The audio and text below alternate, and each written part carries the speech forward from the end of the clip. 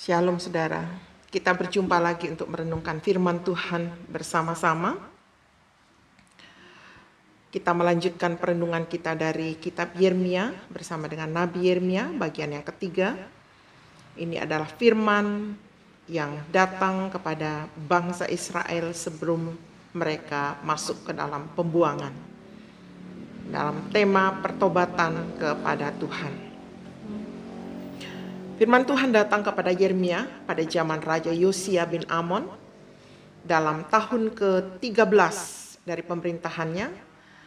Dia juga memberikan firman pada zaman Raja Yoyakim bin Yosia, zaman Raja Zedekia bin Yosia. Sebenarnya Yoyakim dan Zedekia ini adalah kakak beradik. Zedekia tadinya bernama Eliakim, diubah namanya menjadi Zedekia. Dan firman ini untuk disampaikan kepada Yehuda dan Israel sampai mereka diangkut ke dalam pembuangan di Babel selama 70 tahun karena tidak mau bertobat.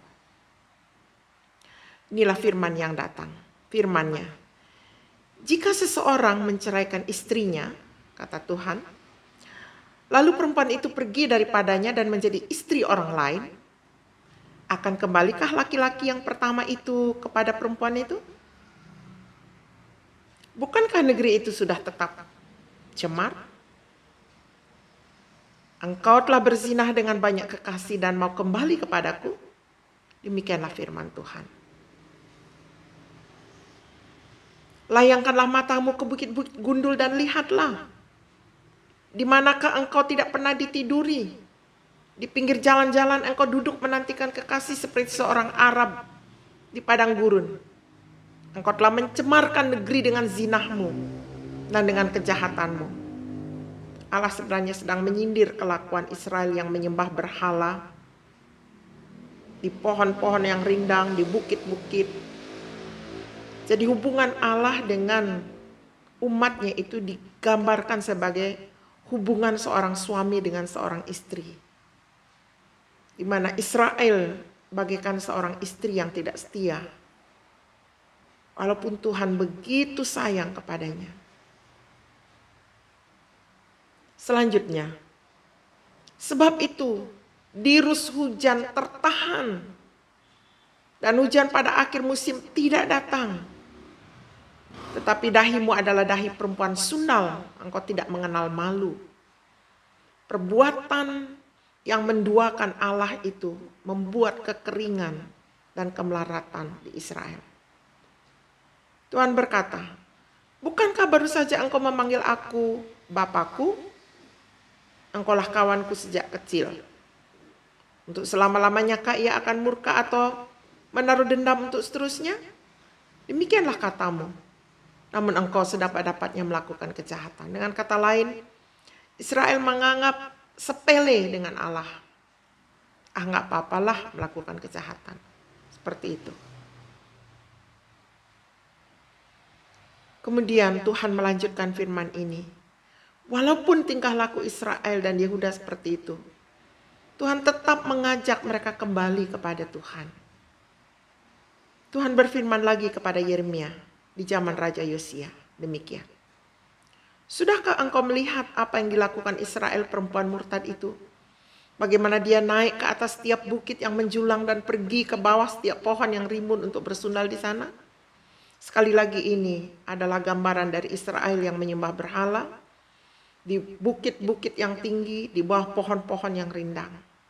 Tuhan bertanya kepada Yeremia, sudah lihatkah kamu kelakuan dari umat Israel itu? Pikirku, kata Tuhan, sesudah melakukan semuanya ini akan kembali kepadaku. Tetapi ia tidak kembali. Hal itu telah dilihat oleh Yehuda saudaranya perempuan yang tidak setia. Jadi Yehuda dan Israel dianggap dua saudara perempuan yang saling bersaudara. Israel, bangsa Israel di kerajaan utara telah melakukan penyembahan berhala. Tuhan berpikir Yehuda nggak usahlah. Tapi ternyata Yehuda juga ikut-ikutan. Dilihatnya bahwa oleh karena zinahnya aku telah menceraikan Israel, perempuan murtad itu, dan memberikan kepadanya surat cerai. Namun Yehuda, saudaranya perempuan yang tidak setia itu tidak takut. Melainkan ia juga pun ikut pergi bersundal. ikut menyembah berhala. Penyembahan berhala Allah anggap persundalan, ketidaksetiaan seorang istri. Ayat yang 9. Dengan sundalnya yang sembrono itu, maka ia mencemarkan negeri dan berzinah dengan menyembah batu dan kayu. Juga dengan semuanya ini Yehuda saudaranya perempuan yang tidak setia itu tidak kembali kepadaku dengan tulus hatinya, tapi dengan pura-pura. Demikian firman Tuhan. Dan Tuhan berfirman kepadaku, kepada Yeremia, Israel perempuan murtad itu membuktikan dirinya lebih benar daripada Yehuda perempuan yang tidak setia itu. Pergilah menyerukan perkataan-perkataan ini ke utara kepada kerajaan Israel. Katakanlah, kembalilah hai Israel perempuan murtad. Demikianlah firman Tuhan. Murkaku tidak akan muram, mukaku tidak akan muram terhadap kamu, sebab aku ini murah hati. Istilahnya walaupun kamu udah tidak setia, walaupun kamu udah jahat, ayo kembali, saya mau terima kamu. Demikianlah firman Tuhan, karena aku murah hati. Aku tidak akan murka untuk selama-lamanya. Hanya akuilah kesalahanmu, bahwa engkau telah mendurhaka terhadap Tuhan Allahmu, telah melampiaskan cinta berahimu kepada orang-orang asing di bawah setiap pohon yang rimbun, dan tidak mendengarkan suaraku. Demikian firman Tuhan. Saudara, penyembahan berhala begitu keji di hadapan Tuhan. Sekali lagi Tuhan sama sekali tidak mau diduakan. Allah mau umat hanya menyembah kepadanya. Dan Tuhan memberikan satu nubuatan umat yang akan datang di Sion. Firman Tuhan kepada Yeremia, kembalilah hai anak-anak yang murtad. Demikianlah firman Tuhan, karena aku telah menjadi Tuhan atas kamu. Aku akan mengambil kamu seorang dari setiap kota dan 2 orang dari setiap keluarga, dan akan membawa kamu ke Sion. Ya, sekalipun mereka akan masuk ke dalam pembuangan ini karena terpaksa, Tuhan juga akan membawa mereka kembali. Aku akan mengangkat bagimu gembala-gembala yang sesuai dengan hatiku. Mereka akan mengembalakan kamu dengan pengetahuan dan pengertian. Saudara, gembala sangat penting bagi Tuhan. Saudara, dalam pelayanan di keluarga, ayah, ibu, suami, istri, engkaulah gembala. Terimalah tugas ini. Saya sebagai pelayan Tuhan di gereja, sebagai gembala bersama staf yang lain. Saya akan mengembalakan saudara dengan hati yang tulus sesuai dengan apa yang Tuhan taruh di hati saya. Gembala-gembala sangat penting. Dan itu adalah mandat dari Tuhan. Kami akan mengembalakan saudara sesuai dengan hati Tuhan. Demikian juga Allah mau saudara mengembalakan keluargamu. Allah menjanjikan kepada Israel yang kembali, aku akan mengangkat bagimu gembala-gembala yang sesuai dengan hatiku. Dan mereka akan mengembalakan kamu dengan pengetahuan dan pengertian. Tuhan yang akan memberikan pengetahuan dan pengertian kepada para gembala.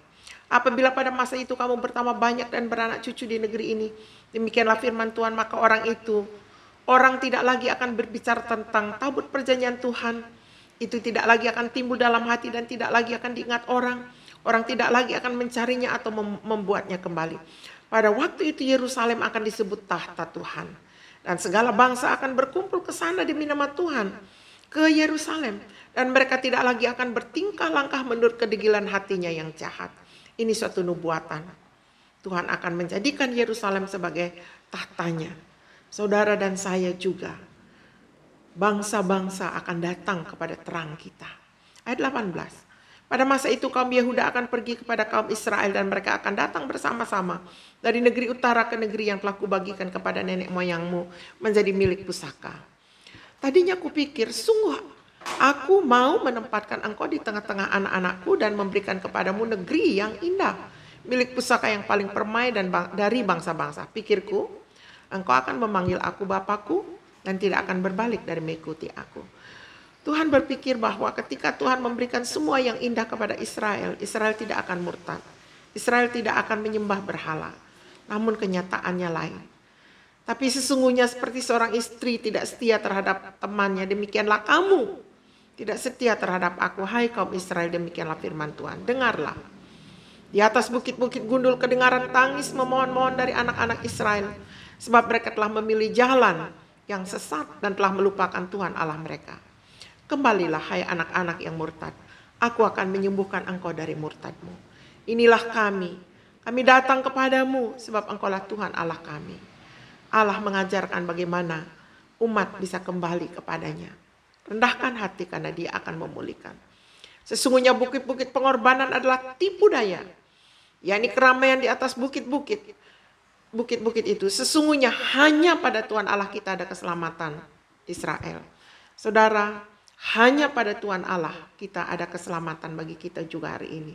Jangan pergi ke dukun, jangan menyembah yang lain, jangan memakai jimat-jimat, jangan pergi ke orang pintar, dan segala yang bukan Tuhan. Ayat 24, tetapi berhala yang memalukan itu menelan segala hasil jerih payah nenek moyang kita. Dari masa muda kita, kambing domba mereka dan lembu-lembu mereka, anak lelaki dan anak perempuan. Ketika umat Israel menyembah berhala, semuanya ludes. Ketika seseorang menduakan Tuhan, ketika kita menduakan Tuhan dalam hidup pada masa kini, juga akan sama. Ayat 25, maka biarlah kita berbaring dengan perasaan malu.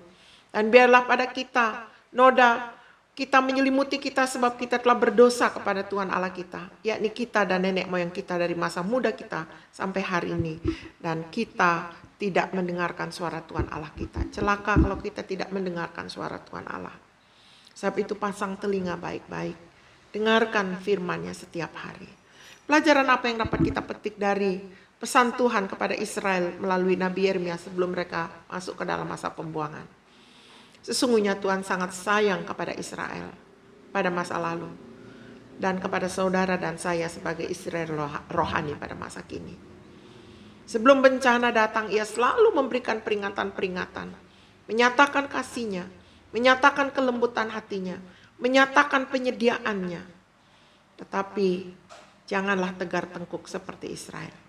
Tuhan Maha tahu, walaupun Israel telah diberi tanah Kanaan yang permai, namun mereka selalu jatuh dalam penyembahan berhala. Sekali lagi Allah sama sekali tidak mau diduakan.